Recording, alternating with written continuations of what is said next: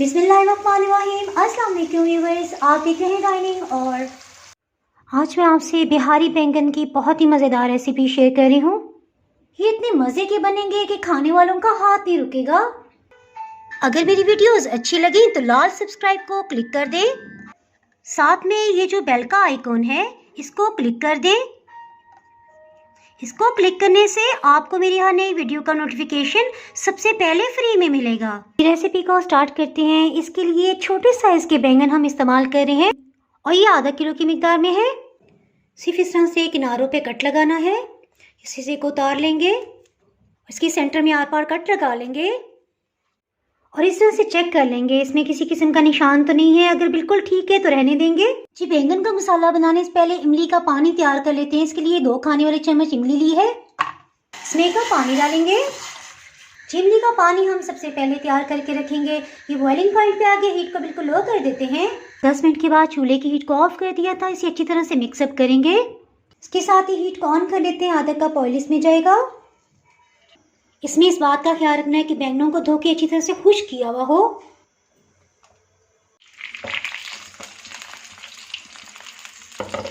बैंगन पे अगर पानी की थोड़ी सी भी नमी हुई तो स्टेज में बहुत छिलके हो रहेंगे, तो इस चीज़ का ख्याल रखना है। खुश्क ही बैंगन इस्तेमाल करेंगे। 10 मिनट के बाद इसकी साइड को चेंज कर लेते हैं। देखिए हल्का सा सुनहरी रंग आ रहा है। फिर ढक्कन से कवर कर देते हैं। हीट को मीडियम ही रखा हुआ है। 5 मिनट के बाद ढक्कन को हटा लेंगे। इस राउंड में चूल्हे की आंच को ऑफ कर देंगे। इनको ऑयल अच्छी तरह से ड्रेन होने देंगे।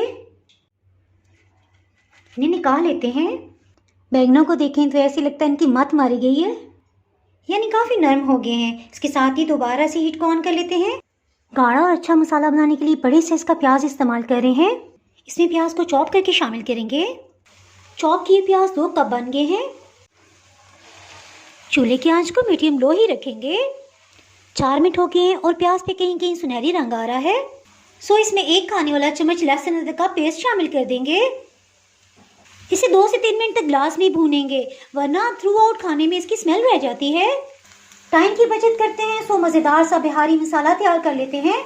जी, हीट को ऑन कर लिया है। इसमें 3 खाने वाले चम्मच मूंगफली शामिल कर देंगे। इसमें अच्छे जायके की मूंगफली इस्तेमाल कीजिएगा। मूंगफली के 1-2 दाने चख लीजिएगा, इससे अंदाज़ा हो जाएगा इसका जायका कैसा है। इस तरह से ड्राई रोस्ट करने से इसकी नमी खत्म हो जाएगी। 50 सेकेंड के बाद नारियल का बुरादा शामिल कर देंगे। हीट को बिल्कुल लो रखा हुआ है ताकि जलने ना पाए। एक दफ़ा मिक्सअप कर लेते हैं।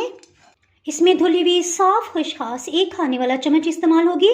चलिए, खसखस भी इसके अंदर चली गई। एक दफ़ा इसे मिक्सअप कर लेते हैं। इसके साथ ही हीट को ऑफ कर देते हैं क्योंकि पैन काफ़ी गर्म है। तिल इसके साथ ही शामिल कर देंगे। 1 खाने वाला चम्मच सफ़ेद तिल। ये सब रूम टेम्परेचर पे आ गए हैं, इसे अच्छा सा ब्लेंड कर लेते हैं। इसके लिए इन्हें ब्लेंडिंग जग में शामिल कर देंगे।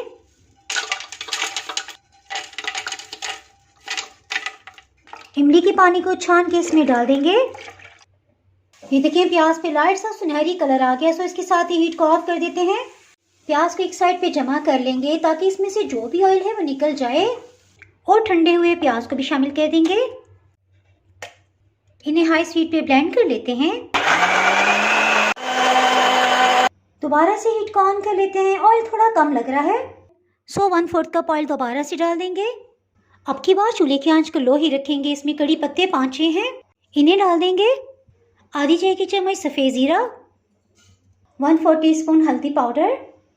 ये देखिए नमक इसमें 1 खाने वाला चम्मच लेवल करके जाएगा। मिर्चों के हवाले से आपको बता दूं, अगर आप तेज स्पाइसेस पसंद करते हैं तो 1 खाने वाला चम्मच इस तरह से भर के ले लीजिएगा। अदरवाइज आप इस तरह से लेवल करके 1 खाने वाला चम्मच मेरी तरह डाल लें जी। और खुश्क धनिया ये 1 खाने वाला चम्मच भर के जाएगा। देखिएगा चूल्हे की आंच थोड़ी भी ज़्यादा होती तो मसाले डालने का हमें टाइम नहीं मिलना था। इसे अच्छी तरह से मिक्सअप करते हैं। इसे कड़कड़ाने देंगे। इसमें प्याज और बिहारी मसाले के पेस्ट को शामिल कर देते हैं। ज़ीरा बहुत नाजुक होता है, ये एहतियात करनी है कि वो जलने ना पाए। इसके साथ ही चूल्हे की आंच को मीडियम लो कर देंगे। अच्छी तरह से मिक्सिंग करेंगे। ऑयल ऊपर आने लग गया है। वही ब्लेंडिंग जग जिसमें हमने मसाला तैयार किया था 1 कप पानी डाल रही है। थोड़ा थोड़ा करके इसमें शामिल करेंगे, भूनते जाएंगे।